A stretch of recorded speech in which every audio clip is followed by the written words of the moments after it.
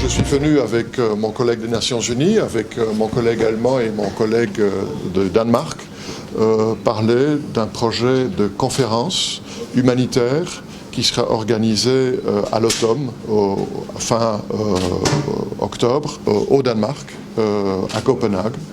Notre but, c'est de réunir des moyens et de discuter de l'aide humanitaire à ce moment-là. Nous estimons que au Sahel, particulièrement au Mali, au Burkina Faso et au Niger, il y a des besoins humanitaires pour 10 millions de personnes. Et donc notre but, c'est de réunir les responsables, les hauts responsables politiques, pour réunir un maximum de moyens pour répondre à ces besoins. Nous voulons intégrer notre effort aux besoins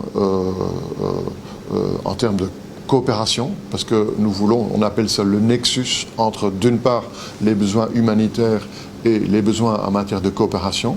Donc nous ne voyons pas les besoins humanitaires en isolement et nous voulons bien entendu tenir compte des besoins qui se sont manifestés. Mon collègue de l'OMS qui représente ici le CTI des Nations Unies le sait très bien, le Covid-19 a augmenté les besoins en termes de coopération humanitaire. On vient aussi de parler avec le Premier ministre de l'éducation.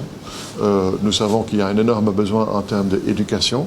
Et puis, nous savons tous que l'effet de l'insécurité, c'est que beaucoup de Maliens, par exemple, ont des besoins d'aller pour travailler leur champ. Et donc, malheureusement, ça augmente dans certaines régions les besoins humanitaires.